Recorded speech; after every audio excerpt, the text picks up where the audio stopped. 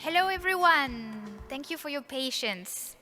My name is Emmeline Cheney. I'm the Program Management Officer on Forest and Climate Change at the United Nations Environment Programme. And I'll be your moderator for this exciting session on forest-water connections to achieve the Sustainable Development Goals. I'd like to start welcoming you on behalf of the organizers. C4ICRAF, Stockholm International Water Institute, UNEP, and FAO. But also on behalf of the Forest and Water Champions. The Forest and Water Champions are a group of experts that have existed since 2017 to demonstrate the linkages between water and forest and the role that they play together in securing resilient landscapes. Water security is key to achieving the Sustainable Development Goals.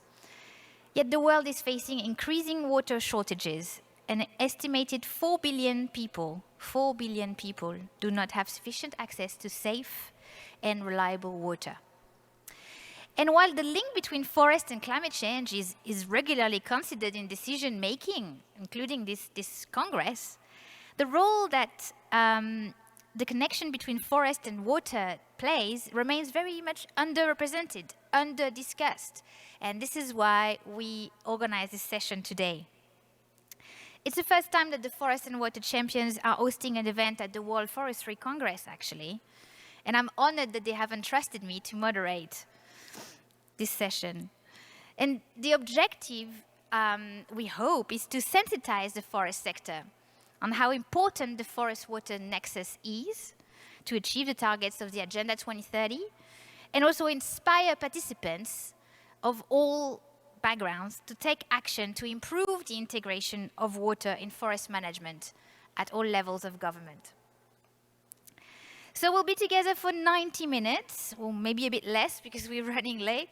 And we have a great and very interactive program, quite packed with inspirational presentations. And the presentations and the speakers, you'll see, they will essentially follow the flow of water. So we'll be traveling from mountains to plains to watersheds to urban areas and coastlines and back through flying rivers. So before we start, we'd like to do a short interactive exercise to get a sense of who is with us, either here in the room or online joining. So if you can get your computers or phones and get onto Mentimeter, so it's www.menti.com, MENTI.com. I'm hoping you're going to see soon on screen a code that you can enter to menti.com in order to access 2 simple questions. So can we see the screen with the code, please? When we do, you'll see 2 simple questions. Where are you from and what type of organizations do you represent? This is our exercise for this collective discussion to get a sense of who is joining the discussion.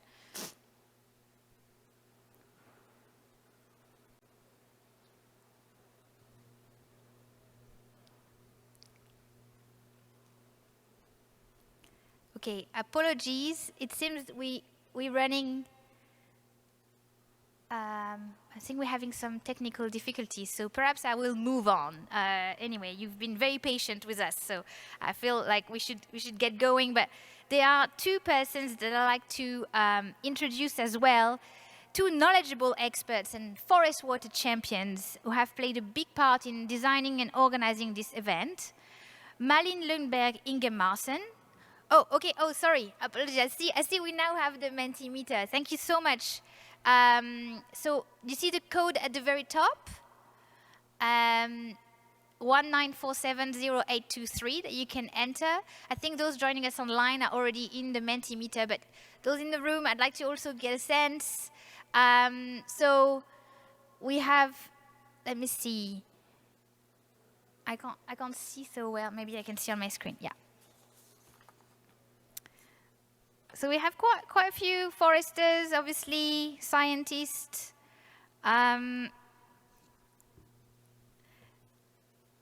Okay, international organizations well represented. but some local national decision makers, I'm glad, because you are very important to the call for action we're trying to make with this event. Can we have a look at the other question, please? Where is our audience from? All right, so we're quite spread out. Some people from obviously quite a few people from Asia. I see one person from Africa just connected. Welcome. Brazil, a few people in Europe, of course, and some people in Korea. More and more people joining, I'm glad, including some from America, where it's very late or early in the morning, so thank you for joining. Actually, in fact, this timing is not necessarily great for all the time zones, so we'll be recording the session and uploading it on YouTube for those who missed out. All right, so thank you very much. Please stay connected to the Mentimeter. We'll be using it for the Q&A later on, so stay in there.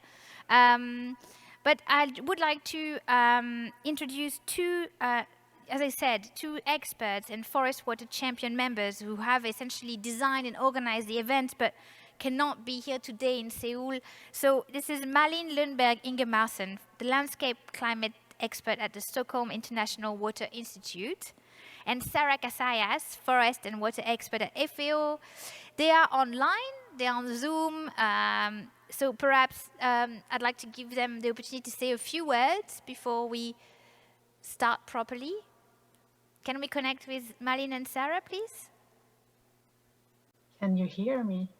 Yes, we can hear you and see you. Hello, Malin. Lovely. Hi, Emmeline.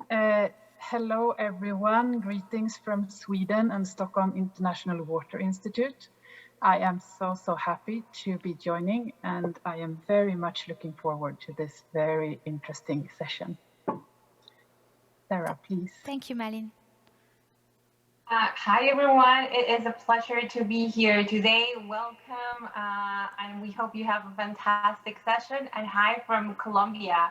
I'm also part of the FAO Forest Resilience team, so welcome and thank you for being here today. Over to you, Emmeline.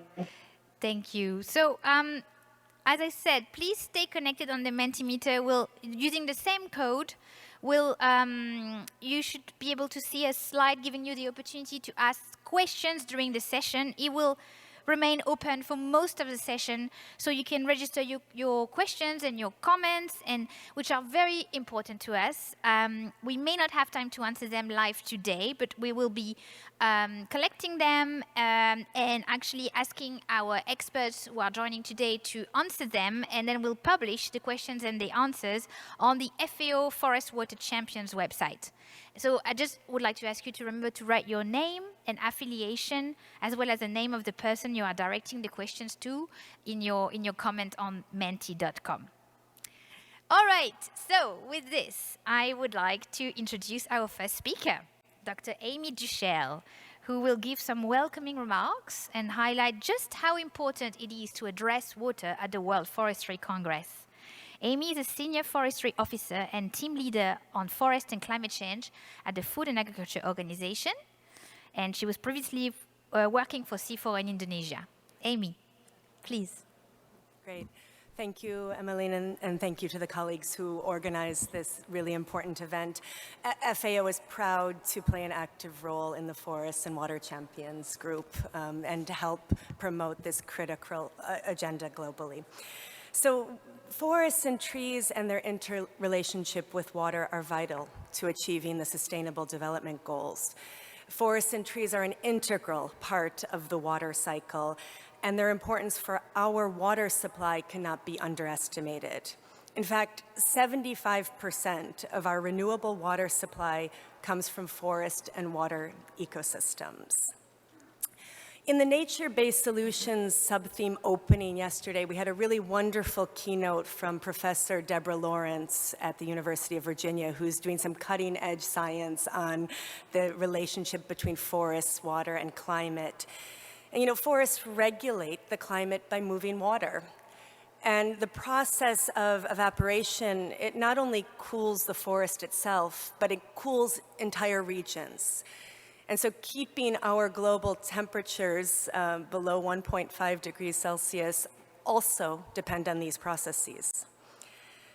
And of course, forests regulate rainfall. In deforested areas, rainfall can decline 10 to 15%. And forest loss not only affects the immediate regions, but it affects rainfall globally, and we're going to hear more about that today. There are forest climate benefits beyond these mitigation benefits of cooling and everything else, and really providing local adaptation and resilience benefits that cannot be underestimated. But of course, water and forests, it's not only for climate action and SDG 13, but forests and water issues cut across the Sustainable Development Goals. And at least 8 of the goals require an increasing supply of clean, secure, and reliable water. And many of the others enable this to happen, while more of the development goals related to education, peace, and justice are also connected to water issues. So given the importance of the forest and water nexus to achieving the Sustainable Development Goals, we need to start thinking about this as a bigger system, what we're calling the forest, water, climate, people system. And so ensuring that the sustainable management of forests for the provision of water-related ecosystem services and also for people's livelihoods. So we need to be bringing this water lens to the focus of all of our discussions about forests and manage our forests through a water lens. And fortunately, managing forests to provide healthy water functions doesn't need new management tools. There's really already a lot in place, and FAO published a guide to forest water management last year that reviews many of the techniques and methods that have been around for a long time and those that are more recent. And what we need now is to really apply these tools through a lens that considers the multiple functionality of forested ecosystems and the locations of those ecosystems in the landscape and other management techniques. So we're in a really important moment, as we've heard throughout the conference. We have the COP26, the finalization of the Paris Agreement rules. We have the UNCCD COP very soon. We have the post-2020 biodiversity framework. We're really at a moment of many things coming together and ensuring that water is at the forefront of all of this. We also have the UN Decade on Ecosystem Restoration that is being led by FAO and UNEP, and this really provides a wonderful platform to work together to prevent further degradation of ecosystems and initiate their restoration to enhance people's livelihoods, counteract climate change, and halt the loss of biodiversity, and ensuring that water issues, forests, water, climate, people issues are at the center of the decade. We also need to bring this conversation across sectors and policy frameworks and initiatives like today, where we're really going with this sub-theme of the World Forest Congress on forests without boundaries and discussing the forest, water, climate, and people interactions. So thank you again to the organizers. I'm looking forward to the presentations. I hope that all of you will enjoy them too, and that they will help stimulate discussions on how to further enhance forest management and governance for the provision of water for people and for the planet. Thank you. Thank you so much, Amy, for giving us such a clear sense of the global challenge ahead of us. Amy will stay with us and join a panel discussion later, but next is our keynote speaker, Dr. Mine van Noordwijk, who is a distinguished senior fellow at the Center for International Forestry Research and World Agroforestry, and is also a professor emeritus in agroforestry at Wageningen University. Yes, thank you. I hope we can get the slides on the screen. So we can hear you, but okay, yes. This is you, and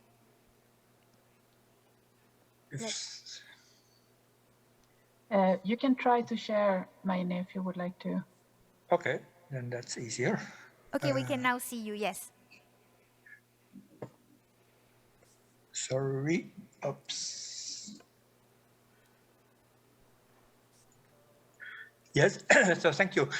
The organizer asked me to talk about how managing forest for water connects to all SDGs. And the simple answer is it takes 3 steps. We need to understand water.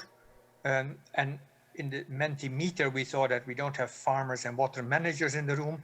But we do need our understanding the processes between climate, forest, water, people.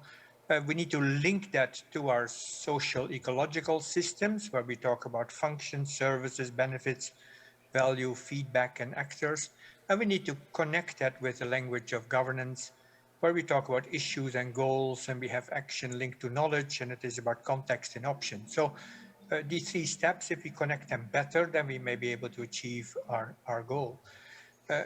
We are in this setting of a puzzle where we have problems about floods, problems about fires and drought, and problems about losing infrastructure, people with landslides, whatever. We talk about rules, roles, drivers, conflict. How can we put the pieces of this puzzle together? Now, forest, water, people, it's clear in this Congress that people are very diverse. And even if you look in the room, it's clear that forest is a very diverse entity. And water seems to be simple. There's only water and we need more of it. Actually, there is plenty of water on the planet, but most of it is deep in underground, in the ocean and other parts. And when we bring in the complexity of the mountain to ocean range of how water flows, we see many different issues arriving within the water, and yet they are all connected through this cycle. Now, a few years ago, in Ayufro, when we assessed the whole forest water part, we found there's different paradigms. There's the perspective that the more trees, the better, and the water security of everyone increases if we have more tree cover. There is the opposite perspective that planting trees costs water and that we have less water in the rivers if we plant more trees. And we have a view that it depends on where we are on the globe. There are many things intermediate possible, and maybe intermediate tree densities may be optimal in terms of water security. How is that? Yeah, and the details are in this part. So the first paradigm, we call it the paradise lost, thinks that everything is fine with water if the forests are okay. All problems start with deforestation, and tree planting is the universal remedy. Now, 20 years ago, or a bit more, it started with the eucalyptus debate that fast-growing trees use more water, and we moved to the blue versus green water competition, that green water used by trees is at the cost of blue water that would be in the rivers, and most water managers in the world will be convinced of this paradigm on the technical side. Now, we can reconcile that with the full hydrological cycle paradigm, that water used by trees is not lost from the planet, but can come back as rainfall somewhere else. But also, that's not about forest, non-forest. It is about leaf area index, root properties, surface seeding. It matters what type of tree cover it is and where and how it is managed. So in the new paradigm, it matters more where we are on the globe, and we don't have universal truth. We need to start with assessing the situation in the landscape we actually talk about. So yes, we start with deal with different subsystems. We have the climate vegetation interface where rainfall comes in. Some evaporates quickly because it was intercepted in the canopy. Overall, 7-8 days of a residence time of water molecules in the atmosphere. So there is a short cycle as well as a long cycle involving the oceans. And we have stomata that link the transpiration to the capture of carbon dioxide and productivity. Now, that's part within that. We say it depends on what type of trees they are, how they interact, even how they interact with rainfall, and how their canopy is organized. The second level is the soil plant atmosphere continuum, where the part of the rainfall that infiltrates into the soil can be used over the next days, weeks, sometimes months for maintaining evapotranspiration, so the vegetation buffers the water availability, but part of the water becomes overland flow, and there are multiple pathways towards the rivers. Again, it depends on not forest, non-forest, but it depends on leaf area index, root system, interaction with soil, in interaction with rainfall. Now, at the level of water managers, they see water coming in, either overland flow or groundwater, and we talk about using that water for agriculture, for transport, for hydropower, drinking water. And by this time, the people working here, they may have little idea about what happened before. And yet the overall system leads to many different types of benefits for people and links to many different types of SDGs, as we already heard from Amy. And there are many different metrics that help us to see, are we actually achieving functions or not? And that leads to the sort of complexity at the eco-hydrological level. Now, that then links us back to indeed the full cycle of SDGs. We talk about food, we talk about human health, we talk about water supply, energy, jobs, economic activity, safe cities, jobs, climate change, the biodiversity on land and water, and importantly, the rights and governance, and especially when we deal with landscapes, with forests and other people in that landscape. So our steps towards sustainable development is linking the social to the ecological axis. And then when we had the pieces of the puzzle before, we can see them come together. And we can start at the symptoms, the things that go wrong with too much water, not enough water. We can look at the branch structure of the loss of hydroecological buffer in landscapes. That leads to land use, land misuse, leads to conflicts. We can go to the root causes in terms of the roles and the rules for people and the drivers of change. And it is only when we get this complete picture together that we can start to understand. Now, in some work we currently do from Wageningen University, we are translating this structure into games, serious games. We can play with people in the landscape, for people at the governance level, and we try to visualize what actually happened with groundwater and how it links to decisions. And we find it's quite remarkable how visualizing these things can spark discussions, can get people engaged in what might happen. And we think that could be a step towards the bigger solution. At the policy level, yes, we need to start with the shared understanding what's actually going on. We need to reconcile these different paradigms.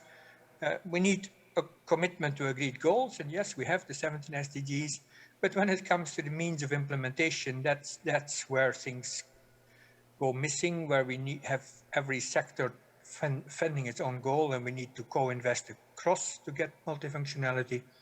And at the MRV, at the monitoring level, the devil is really in the details, and we need a better set of metrics to manage the part. The current water footprint, for example, there are some serious problems with that we recently published about. So some pointers to recent publications that can help you further, but let me stop here and say there are these 3 steps that are needed to link forest, water, and people to the SDGs. Thank you. Thank you very much, Mina, for setting the scene and also highlighting these 3 steps. To reflect on these remarks, we'll now present some case studies focusing on solutions coming from different continents and ecosystems. Again, I'd like to invite you to send your comments and questions to the speakers, including Amy and Mina, through the Mentimeter. They will all be answered in written form after the event. So, we will start our journey in the mountains, and I would like to invite Mr. Basanta Shreta, Director Strategic Cooperation for the International Center for Integrated Mountain Development, ICIMODE. Malin, would you please connect us to Basanta?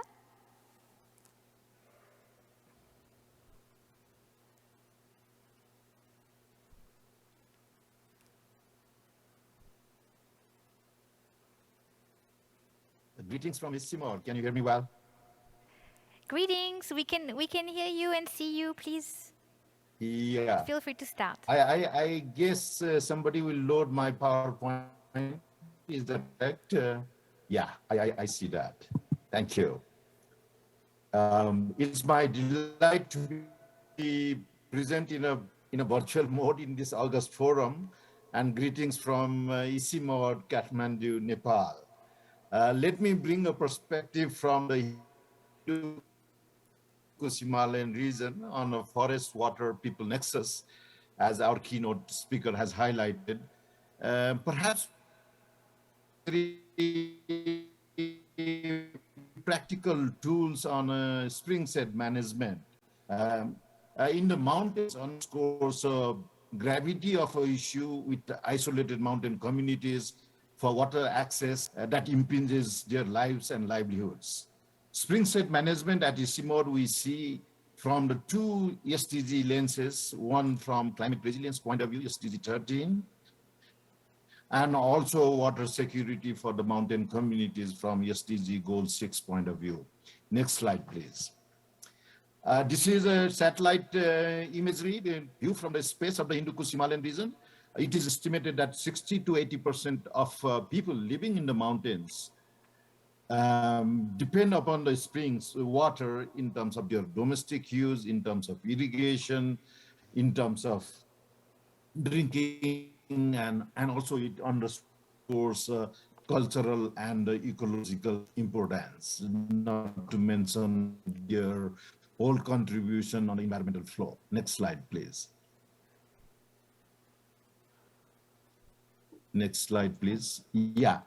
Now we hear the rampant kind of a news with the accelerating global warming and the climate change.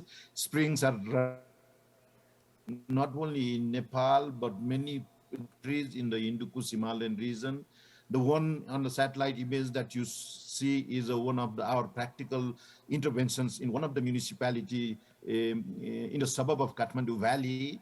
And it's reported that out of 50 springs, 20 springs have dried up, and we have made some intervention in terms of revival of the springs. Next slide, please. As you may know, spring set, it's a system of different water sets and aquifers, but there are important sources in terms of recharging, continual flow of water, and the forest plays a very, very important role and underscores the importance of a forest and a spring set in the hills and the mountains and high mountains region of the Hindu Kush Himalayan region. Next slide, please. Now, ICIMOD has developed a six-step methodology. Maybe you can hit another press button so that you can see the another animation here. We have published a handbook, and we have implemented these programs in a pilot basis in Bhutan, in India, in Nepal, and also it's a very, very success story in terms of the practical tools, in terms of revival of water sources to our mountain communities, and it has a six-step methodology, which I will just briefly describe in the interest of time. One is the mapping whole issue of a biophysical, eco-hydrology, and also the socio-economic characteristics of a spring set, looking at more inventory type of thing. A second also is more from some of the digital innovation that we have looked at, some of the wireless sensors in terms of data monitoring so that it can provide the informed decision making.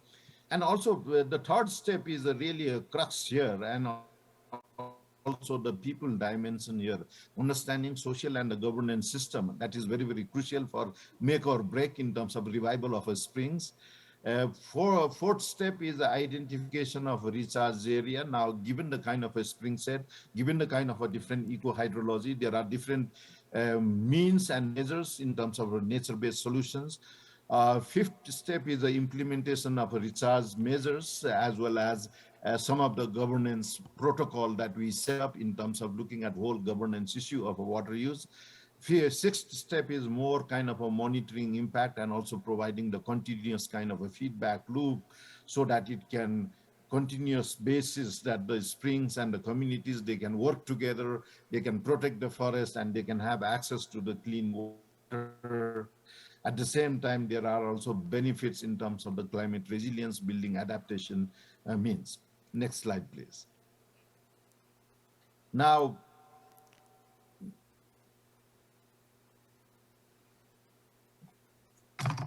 yeah, in terms of recharge measures, I'll just briefly touch base. There are various nature-based solutions, and we have adapted some of these solutions. These are could be a structural green measures. This could be a vegetative or agronomic kind, or it could be a simple kind of a management practices that the community wants it, and community is in charge of managing these spring sets and revival and your whole governance and governance issue.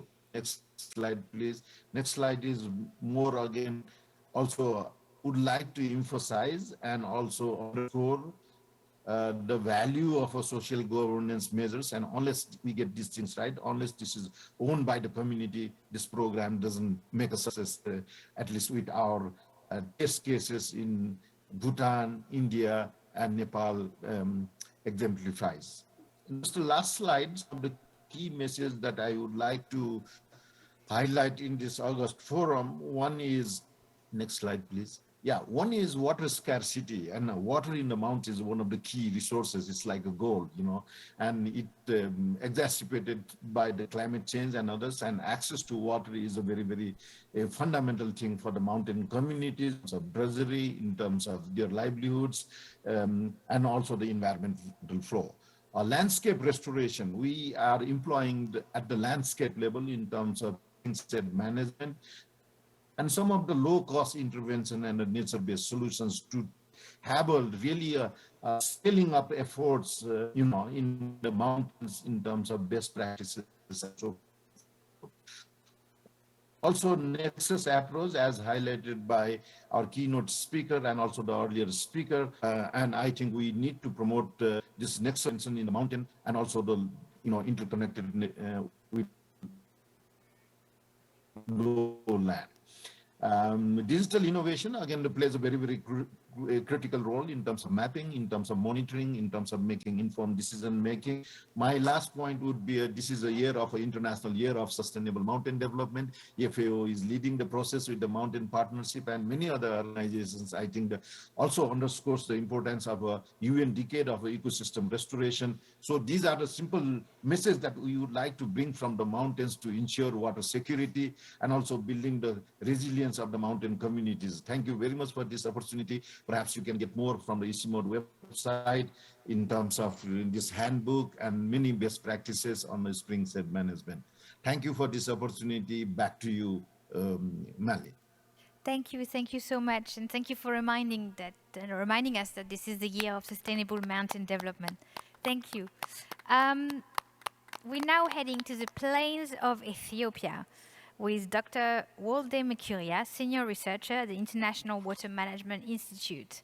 So we're going online again. Please, Malin, can you please connect us to Dr. Mekuria?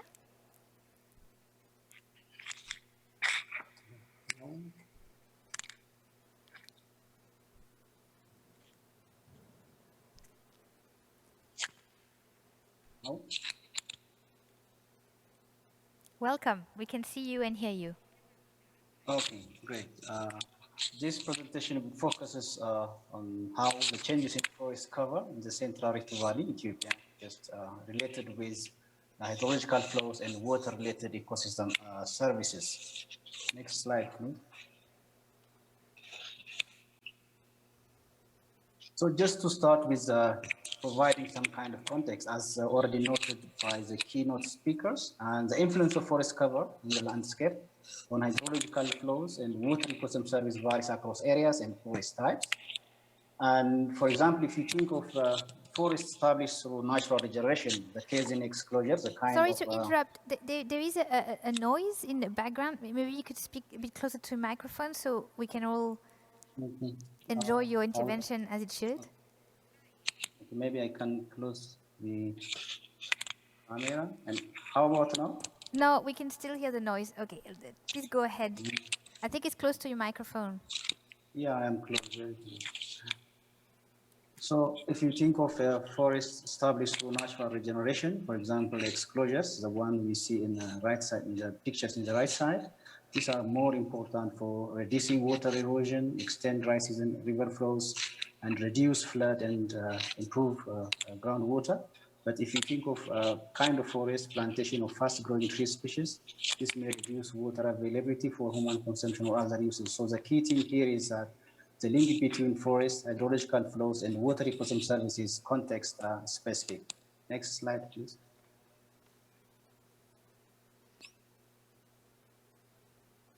So all here and the information in this slide give you an idea of how tree cover relates with erosion risk, basin water stress, and also precipitation on terrestrial surfaces.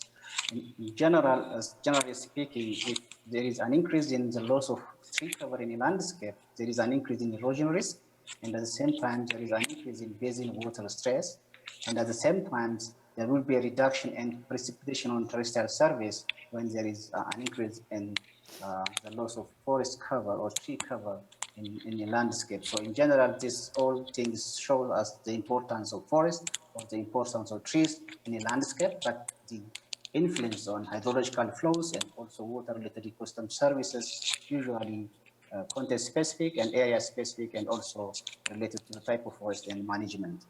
Next slide, please.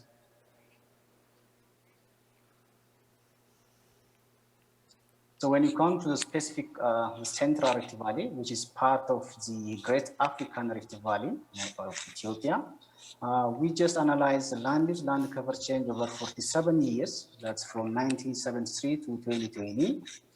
And what we have observed was that the loss of forest cover over the analyzed forest surface was significant. And this was related to the expansion of farmland, which actually related with or attributed to the growing pressure on land from increasing population and livestock in the basin or in the entire Central Rift Valley. So the change in forest cover, particularly the decrease in forest cover in the analyzed for 7 years, was very significant and considerable, and this has also implications on hydrological flows and water ecosystem services. Please, next slide, please.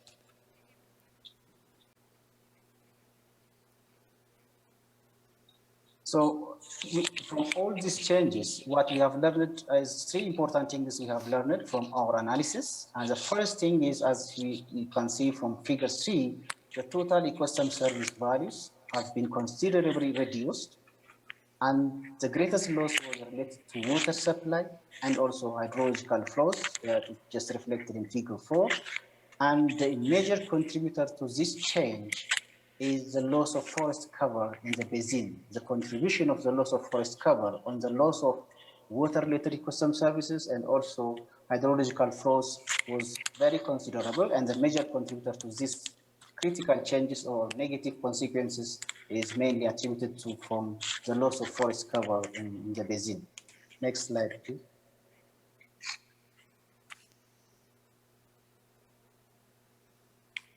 On the other side, there was an attempt on the eastern escarpment of the Central Rift Valley. We just did some kind of modeling exercise on 15 locations in the valley ecoregion on the eastern escarpment of the Central Rift Valley.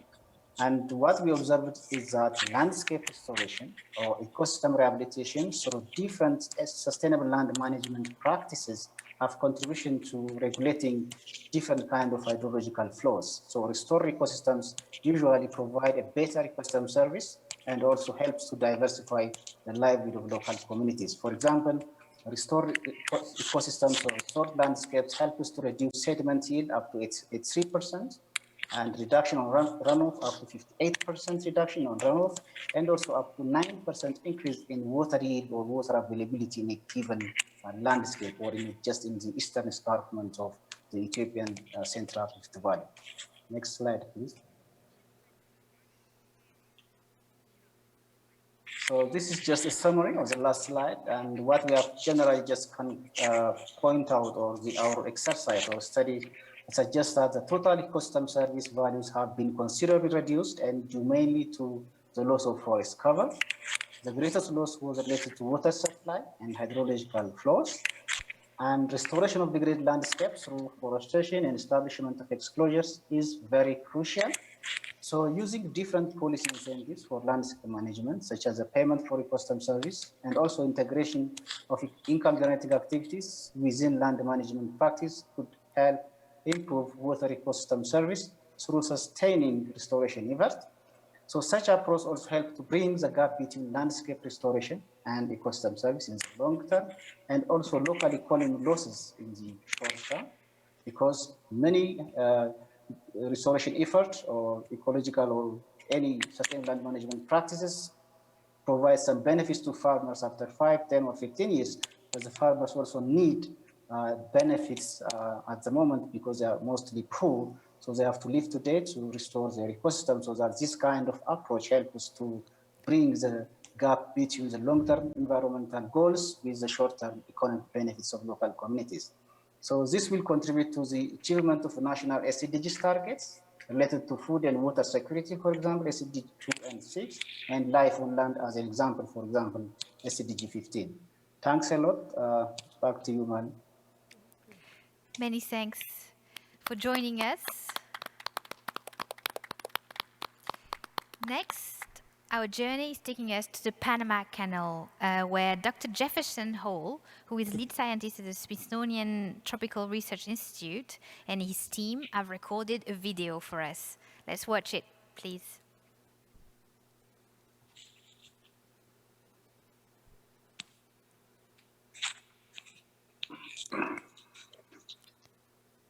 Oh, hello. Hi, Dr. Hall. I believe you're here. We were hoping to watch the video that you prepared for us. Do you have... Yes, please go ahead. Hello from Panama, and thank you so much for having us. Thanks. Yeah, I think I expect it's a bit more interesting than your office, but... Oh, wait a minute. My white wall? You don't like that? Hoy en día, la mitad de todos los bosques tropicales del Today, the whole of all tropical forests in the world are secondary forests, growing on land that was once logged or used for cattle pasture. In the past, most degraded land was left to regenerate on its own or was planted with non-native teak, pine, or eucalyptus. But as human populations skyrocket, tropical forest becomes ever more important. At the Smithsonian Tropical Research Institute in Panama, scientists and students from around the world are learning from nature how to create a more sustainable future. Our Agua Salad experiment shows us how smart reforestation can mitigate climate change, water supplies, and protect biodiversity. In the largest tropical reforestation experiment of its kind, we planted 150,000 trees and protected degraded lands in a 3 square mile area in the Panama Canal watershed. Carbon. The trees are growing remarkably quickly, demonstrating nature's own resilience in the face of climate change. In poor soils, we've planted native hardwood species that grow larger and store more carbon than the non-native teak, helping mitigate climate change and also providing a better investment option for rural landowners. Water. To better understand how land use management affects water supplies, we compared the amount of water in streams draining cattle pasture with the amount of water in streams draining forest land. Water flows quickly over the packed soils of cattle pastures and it's lost. We've confirmed that forested soils act as a sponge, reducing flooding during major storms and providing water during dry periods. Biodiversity. We're learning from nature that if we grow new forests on degraded lands, the trees attract birds and mammals that help to spread seeds and pollinate flowers, bringing new life to once barren landscapes. This research, pioneered in Panama, is leading to smarter land use planning, thus providing security and hope to people around the world.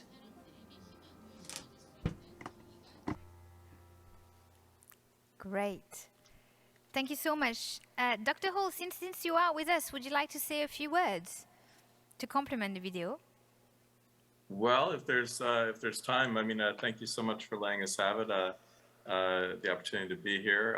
We have a large-scale project understanding ecosystem services and understanding hydrological function from mature forests to all sorts of reforested watersheds on through to looking at cattle pastures. So check out our research if anybody has a chance. Thanks. Absolutely. Thank you so much. And anyway, please stay with us because you're joining a panel a bit later. So we'll hear from Dr. Hall again. But our next case study is from the city of San Salvador. It is my pleasure to introduce you to Leila Zelaya Alegria, who is a national coordinator of the City ADAPT project at UNEP.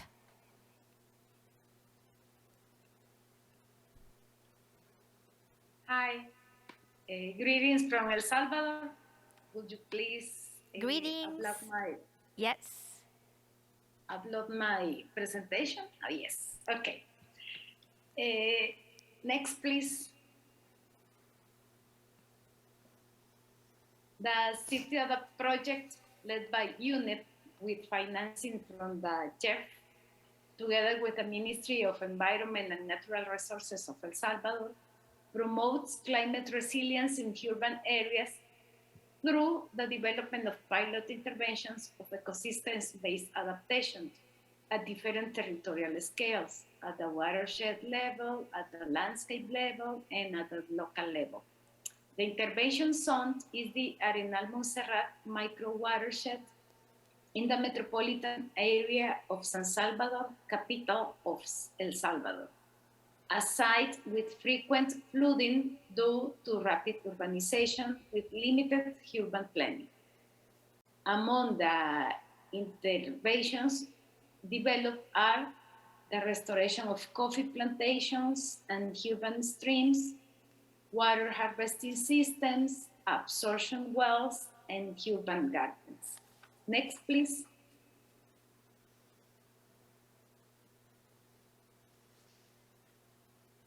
I would like to present some of the impacts of one of the measures, coffee plantation restoration and riparian forest restoration. These are data from 2020. 451 hectares of coffee plantations have been restored, planted 46,050 coffee trees and 8,479 fruit trees and native species, 39,167 linear meters of infiltration dishes, and 6 absorption wells. Next, please.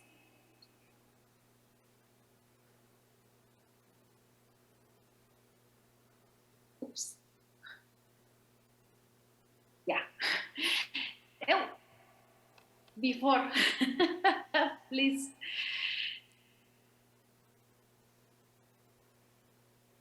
Yeah, thank you. Oops. Well, okay. That gives us the impact that we want to tell us. It is that a potential water infiltration of 284,984 cubic meters in 1 year, 148 registered rainy days, and an average soil humidity of 34% in the coffee plantations.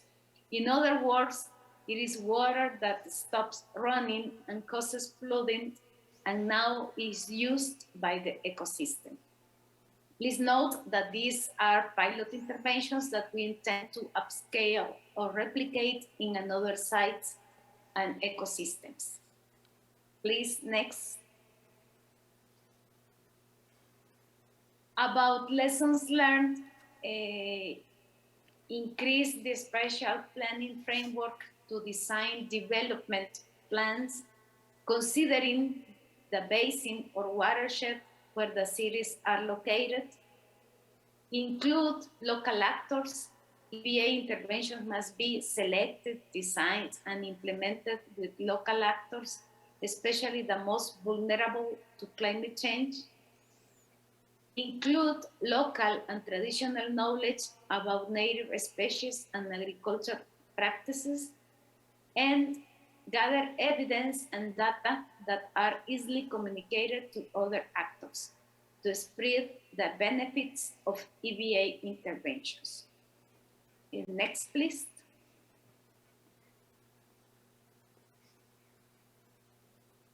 Barriers that we have found: the existing gap between genders and ages for the identification of ecosystem services provided by urban forests is evident.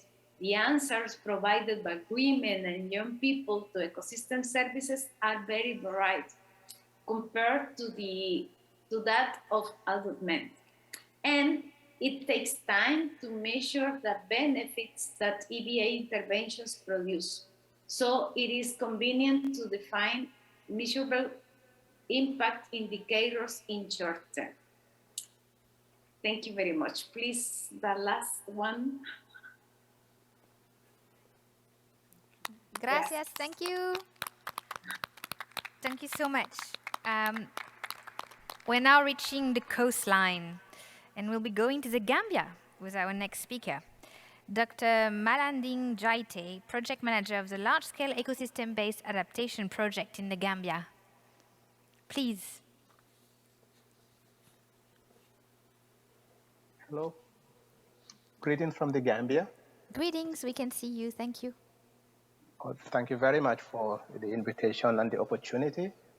As those who are familiar with the Gambia, we are at the bottom of the mountain coast continuum. And also the Gambia has some other attributes that really makes it a little bit complicated, in that the country is low-lying, right south of the bordering really the Sahara, as well as connected by a very low-lying river that is connected to the sea directly. And since the country sits on the banks of the river, it has really made it particularly vulnerable. Those combinations really definitely are the backdrop to this, this presentation. And one of the major climate implications is that the Gambia over the last many years have suffered gradual decline in moisture. So this particular slide, for instance, that was prepared, in fact, the work was done by ICRAF, World Agroforestry, in that it looks at the soil moisture availability for tree growth. And we realized that the continuum really is the further west you go, the more water you have, but it's not that much either, because as you go inland, you realize that there are some areas that don't have good moisture available for tree growth for more than 1/3 of the year, which in a way is essentially saying that trees sit around for more than 8 months without adequate water for growth. And this is really the situation where the ecosystem-based adaptation project has been designed in order to really address some of the big impacts of this climate scenario. So the ecosystem-based adaptation project, which I manage now, is funded by GCF and also supported by UNEP with technical assistance from ICRAF as well as agroforestry. So when the study started, we looked at the moisture gradient. Next slide, please. And also the temperature implications of climate change that the Gambia face. Currently, if we look at the slide, the top 3 are actually the southwest corner of the country, and all other districts, as you move along, you realize that almost everywhere, future climate predicts that we will have significant increase in temperature. And that also means the drying conditions will be no better then than now. And of course, that has some implications in terms of what species we can do or grow, and also what kind of nature-based solutions we can employ. Next slide, please. Okay, so EBA project, when it is conceived, is designed to provide at least to restore some 12,800 degraded forests, primarily community forests, areas that are declared by communities to be protected areas, as well as areas that have been degraded through salt intrusion and other things, especially in the swamp areas. We're also looking at restoring degraded agricultural lands. These are farmlands that have been overused and totally devegetated in many ways, and we're trying to find ways of increasing tree cover. As also another component of the project, in order to diversify income and livelihoods, the project is aimed at least establishing 120 natural resource-based enterprises that will primarily improve livelihoods without further degrading the ecosystems. And of course, the third part is the capacity building, which the Gambia being one of the poorest countries, and in terms of one of the Human Development Index, one of the lowest, do suffer quite a great deal in terms of the ability and the capacity to really adapt to these situations. Next slide, please. All right, so to begin with, the restoration aspect of the project, we realized that very quickly that we need to set up infrastructure to produce seedlings in order to really be able to meet the demand, since we say large scale, the demand is pretty high in terms of seedlings. And that resulted in the development of 9 nurseries that are capable of producing at least 1 million seedlings every year. And also, we started working with farmers. Through many consultative process, we end up identifying at least 1,000 farmers, smallholder farms, where based on their preferences as well as some ecological assessment, we're able to identify 3 species that can grow and provide them what they need without actually further degrading their ability as farmers to produce other crops and have other livelihoods. So crops like mango, cashew, and many other species, even indigenous species, have been planted. And another big area, of course, of apologies to interrupt. Sorry to interrupt. May I ask you to please conclude your conclusion in the next 30 seconds? Yeah. All right. So in addition to that, biggest challenges we have, of course, is the issue of livestock grazing, farmlands, and as well as fires that actually comes in regularly in terms of any restored area, fire prone, as well as the total dependence on firewood and charcoal by a very growing population. So those are really 3 major areas that are making any restoration activity as well as other EBA works very difficult and challenging at our level. Thank you very much. Thank you so much. So our final case study is about flying rivers. I'll let those who are not familiar with the concept discover it from our next speaker, Douglas Shield, who is an ecologist, forester, conservationist, and professor at Wageningen University. Douglas has pre-recorded his intervention, but he is here. Welcome, Professor Shield. Would you like to say a few words before we hear your presentation?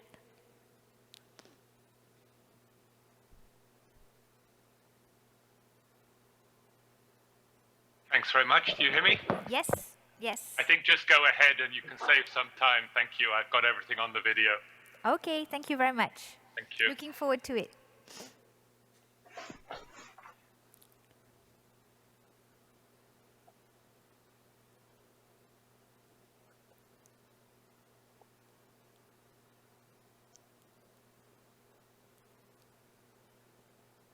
So we do not have the sound.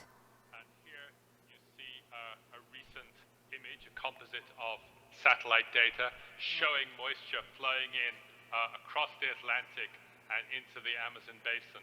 So flowing in where the Amazon River itself is flowing out. And this is the flow, the atmospheric flow that actually sustains this giant river, the Amazon.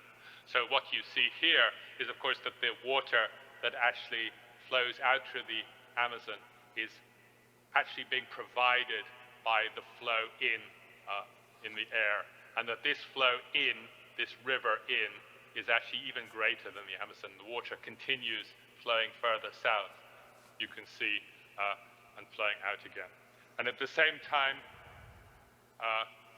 as this moisture is flowing in, of course, it's sustaining high rainfall, and the forest itself is also sustaining high evaporation back. So a lot of the moisture that falls from the atmosphere as rain is actually returned to the atmosphere so that it can fall again in its journey on the land again, and continues. And this isn't just a phenomenon that we see in the Amazon basin, it's actually a global phenomenon. So we see similar flows, not always as big as that over the Amazon, but nonetheless crucial flows of moisture from one part of the earth to others, with moisture providing much needed rainfall in different parts of the world. And I guess a key point to make is that we now know that the rainfall on the land surface, which is about 113,000 cubic kilometers per year, most of this is actually coming from this recycled rain. So it's not a minority, it's not a small fraction, but it's actually the majority. So whereas about 40,000 cubic kilometers of water per year are provided by evaporation from the oceans being blown in over the land surface and falling as rain, the remainder, the 73,000 cubic kilometers, is actually moisture that evaporates off the land surface and returns again as rain somewhere else. And we're able to look at this in more detail because, of course, it's not the same process everywhere. We have flows from and to various parts of the globe. And here's just a summary over several years of data showing with the darker colors, particularly the redder colors, the areas that are particularly important as sources in the top panel and the areas which are particularly dependent in the lower panel on this recycled moisture. So we see here areas that are providing moisture to other parts of the planet, much of Central Asia, Eastern Europe, parts of Africa, particularly Central Africa, and the Amazon basin itself is also a major source of moisture. And what we see in the panel below is those areas that are actually very dependent on such recycled moisture. And what we see here, which I think is important, is incredible populations of people dependent on rain-fed agriculture, such as those farmers that you would find across China, across much of the Sahel in Africa, and much of Central South America. What's the role of forests in all this?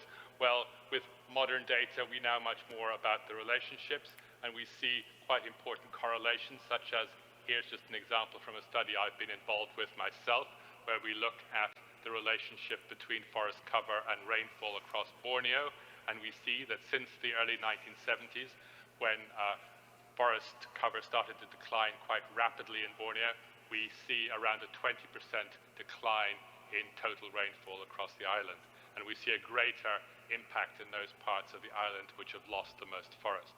And similar relationships have now been published in various parts of the world. So just in the last year, we see studies from Africa, from South America, and even in Europe, showing a clear relationship between forest cover and rainfall. Where we have more forest, we tend to have more rainfall, and also more reliable rainfall. We also understand better the nature of these relationships. I don't have time to go into all the details, but I guess a key point to make is we now realize that trees are a major source of this recycled rain. In the past, people would have said it was a relatively minor source, and this estimates of how important they are is much greater now, thanks to some recent studies. We also see how important small changes in the amount of moisture going into the atmosphere can be for rainfall locally and elsewhere. And this is because of the very non-linear responses we have in the likelihood and amount of rainfall, how this depends on atmospheric moisture. A small difference in the atmospheric moisture due to either the presence and absence of forests, for example, can have a big impact on the likelihood and quantity of rainfall. So that's something that's very clear. And we're also understanding much better now, both through observations and through theory, how these relationships between forest cover and rainfall are consistently showing behavior which we would call tipping points. This is due to the feedbacks that occur. If we have a wet system, it'll often try and become wetter. The rainfall will increase. If we have a dry system, we'll actually lose tree cover and see feedback where we can actually go drier. We actually see that the system often doesn't like to be somewhere in the middle. It will flicker backwards and forwards and either switch to being wet or dry depending on the conditions. And of course, this is considerably dangerous situation in some parts of the world if we think that deforestation could actually switch a reasonably wet, productive climate to a dry and unproductive one. So we could see quite dramatic changes in the local climate as a result of deforestation.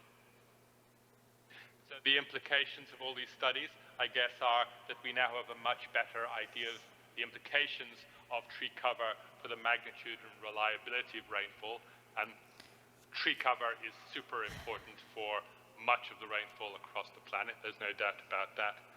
We see that forest losses can be catastrophic and much more catastrophic potentially than you might assume because of these non-linear effects, these switching effects. We also see the positive potential, the idea that areas which are now dry, arid, degraded and unproductive could be made productive, wetter, more humid and productive again through the transforming power of forest cover. If we can plant trees or get trees to recover in the right way, get forests to come back, we could actually imagine making much of the planet, which is currently relatively unproductive, we could imagine seeing it as productive again. So this is hugely important, and I think we see not just risks, but really big, important opportunities for forests in actually making the world a better and more pleasant place to live. Thank you so much. That was the last of our case studies, and they really showed the many aspects of the work on forest and water connections and the great initiatives that are happening around the world.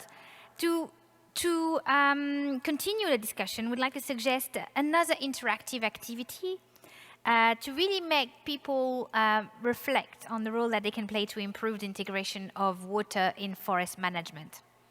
So please go on menti.com again if you have left or stay there. You can use the same code as before. We have convened a panel of experts, each representing a different type of stakeholder: government, youth, research, and international organizations. And each panelist will be given a question, but the same or a very similar question will also be posted on menti.com for you, the audience, either in the room or joining us online. So you, the audience, can share your thoughts. And I will invite the panelists to, of course, give their response to the question, but also comment on the inputs that you're giving us through the Mentimeter. So I would like to just remind the panelists that we are over time, so really we need to stick to maximum 3 minutes per intervention. So please keep it short and to the point, but we'll start with someone representing governments, Mr. Muhammad Askari, Deputy Director of Peatland Ecosystem Degradation Control Sources from the Government of Indonesia. He's joining us online. And the question I would like to ask him, if we can connect to him now, is Mr. Askari, Indonesia is a great example of a country that is taking peatland very seriously. So what are the main success factors, please? Okay, thank you for the time for us.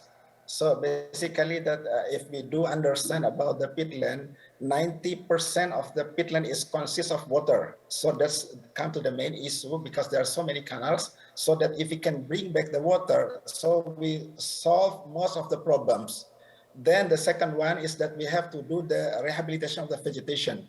And then the third one, we have to improve the local community livelihood. This come together will overcome all of the peatland problems. And then, of course, the last one that we cannot leave, that we have to do the the law enforcement.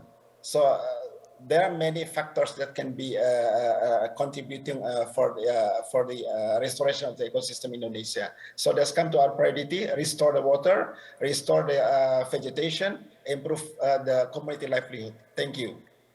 Thank you so much, Mr. Scary. Oh, I'm glad we can see you now. Thank you for these great points. May I please ask to see the Mentimeter answers as well? So maybe not for this speaker, but for the next one, so we can see the Mentimeter answers at the same time as we hear from the panelists. And the next panelist has been with us all along, so and very patient, and she's representing youth. We're very lucky to have her, Ms. Sujin Lee, International Forestry Student Association, World Forestry Congress Task Force and Delegation. So Ms. Lee, tell us, what factors are important to engage youth in the forest-water interface, please? Yeah. There's a lot of option, but I think first step is education, because it's a basic step to engage the youth. And basic initiative is the most important because it's the first step to start something. However, we don't have much opportunity to learn and get knowledge about the forest-water interface. We need more education about forest-water interface. For example, especially my case, we have some soil taxonomy, forest engineering, forest policies, and silviculture, a kind of that minor subject about in my universities, but there's no water. There's no forest-to-water interface. So I heard the other countries also don't have this kind of minor subject about a forest-water interface. So it's a big international problem. Water cycle and plant cycle are similar, so we must know both how water and forestry management work. When we plant, grow up, and nourish the trees, water is essential. So we cannot talk without water. We don't concentrate enough on water. So we have to do a lot of interdisciplinary research in university. That's my solution. Thank you so much. Oh, sorry. Yes? Yeah. And keep going. Just 30 seconds. Just 1 minute. Yeah. Please. Yeah, sure. And if it already had an enough education course, then I think the next step is internship and training opportunities. Both forest and water take so long time to get some results. So if it already has a good education and course, then I think the next step is internship and training opportunities. We need to provide it to the youth. Youth organization like IPSA provides internship opportunities, but we need more connections for a greater research, greater reach in the field of forest-water interface. Thank you. Thank you so much. Thank you. Yeah, really great points and very eloquently made. So I would like to move to the next panelist who represents research or scientific community. Dr. Hall, we saw him briefly earlier. May I just ask the technicians to show as well the Mentimeter result at the same time, so Dr. Hall can answer our question, but also reflect on inputs from the audience. So the question is, what are the major barriers to increase protection and restoration of key ecosystems in the forest-water interface? Well, again, thanks for having me. I think that there's typically three major barriers that have been identified. One would be knowledge and information, another would be finance, and another would be governance. And of course, being a scientist, I would always have to say, well, we need more money for research, for knowledge. But in fact, we know a lot. And we heard that in our first keynote speaker from that we've known a lot for a long time. In the tropics, we know that forests can enhance groundwater infiltration, can enhance dry season stream flow. We know that forests can mitigate peak flooding. And so this has been published on, but as has been noted, they use water and there's a trade-off between total water yield and regulating stream flows. What hasn't been talked about so much in this conference, this presentation, is waters also can help filter water, or forests can, in terms of forest buffers. And so in a mixed landscape, including forest buffers is both important and effective.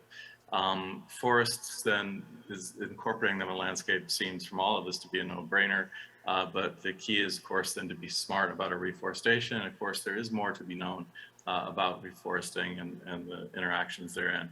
But I would just really want to say that lack of knowledge is no excuse for inaction. In terms of finance, there are creative mechanisms out there from the watershed level of connecting downstream users to upstream land managers, through finance, through actual direct action, and this is important. I'm sure many other people would give better answers about the lack of knowledge of what we need to know about in terms of financial mechanisms, but I'm sure there are solutions out there. And governance, one of the big challenges, unfortunately, is the rule of law. If people are asked to make changes, if they don't have confidence in their government to actually maintain their commitments for the next 20 or 30 years for the land use that will change is kind of important. And land tenure being an issue in the tropics where people often don't have clear land title. And so they're encouraged to deforest to show their use rights. So we have to find creative governance solutions that allow people to show their use rights through maintaining forests, and that can be through maybe registered forest management plans. And so any one of our incredible panelists could give, I'm sure, an eloquent answer about this question, but that's what you get from me, and thank you again so much for allowing me to participate. Thank you so much. All right, yeah, and then our last panelist, representing international organizations, is Dr. Amy Duchel with Cecile is coming later. And so Amy, how do we scale up and accelerate forest water action, please? I mean, just one very short point. We have a huge opportunity with the upcoming UNFCCC COP27, which will be held in Egypt, where water is a major priority area, of course, because it's a major issue for the country, for the region, the African continent.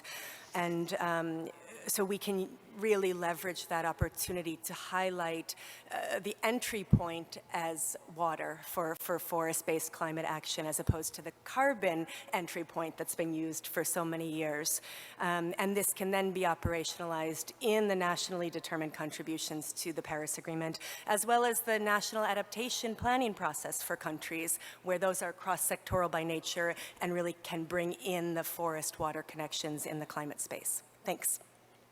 Thank you, Amy. Great point. And that concludes our short but very interesting panel. And we hope that this panel and also the case studies have really demonstrated that forest-water connections go well beyond the role of forest and trees in hydrological cycle, and that we can all play a role in accelerating forest-water action.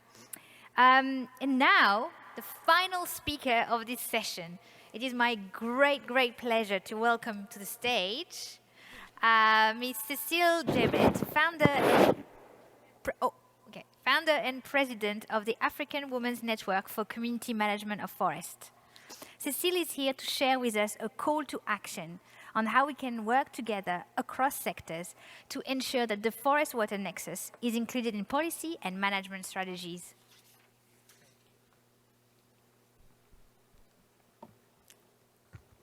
Thank you. The call for action. The water-related services that forests and trees provide as part of forest, water, climate, people system are complex and site-specific. We need to develop management approaches and policies that maximize benefit for people and the planet, while taking into account any trade-offs. This is no easy undertaking, and major knowledge gaps exist.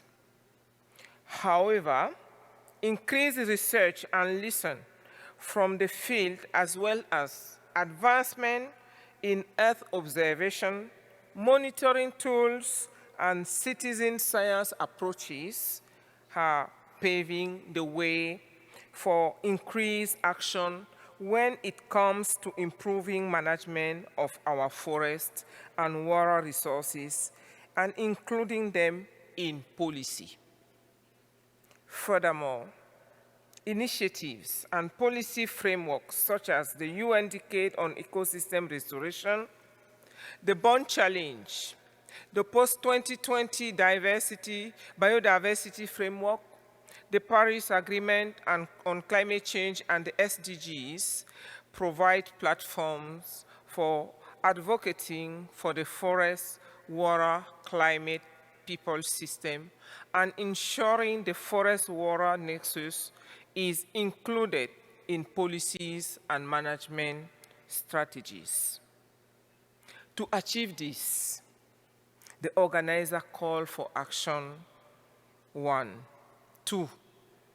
Ensure ecosystem restoration approaches that consider forest, water, climate, people, relationship, and the multiple water-related services that forests and trees provide to achieve the SDGs. When we are talking about people here, please make sure we are talking about men and women. 2, integrate forest water management in broader landscape approaches that acknowledge the human and climate dimensions, the multifunctionality, trade-off, and plural values and objectives. 3, to strengthen and develop policies that take into account the forest-water nexus and the water-related services that forests and trees provide to humans, especially in the context of climate change. Always taking into account that women are more vulnerable to climate change. 4, foster collaboration and integration between sectors for climate-resilient economies and communities that acknowledge the forest, water, climate, people system. 5, to increase and promote communications, conservations, research, lesson from action on the ground, and monitoring approaches that include citizen science to fill in knowledge gaps and to support better decision in management and policy making. 6, to develop or adapt restoration targets and initiatives so that they go beyond biophysical aspect to include socio-economic aspect to better conceptualize forest-water relationship. And here we always stress on restoration going with livelihood development of the people. And 7, promote spring-shed management to implement programs on freshwater ecosystem, including cryosphere, watershed, and spring-shed adopting river basin management and transboundary scale. This is the call for action, and please make sure we not only hear it, but also we take action now because we are getting very late. Thank you very much. Thank you.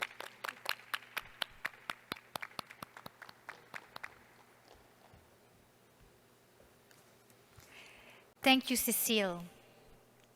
our session is coming to a close. We hope you enjoyed it and it inspired you to take action, indeed, like Cecile said, to promote forest-water connections. If you have not got it, you can find the session brief online on the World Forestry Congress website and also the FAO Forest Water Champions website, where we will also post the answers to all the questions and comments that were made by the audience online and in the room through the Mentimeter. So many thanks again to all our great speakers, including those who woke up very early or stayed up very late to join us. We couldn't have done it without you. Thank you to our audience. Thank you so much. Have a great day and have a great World Forestry Congress, everyone.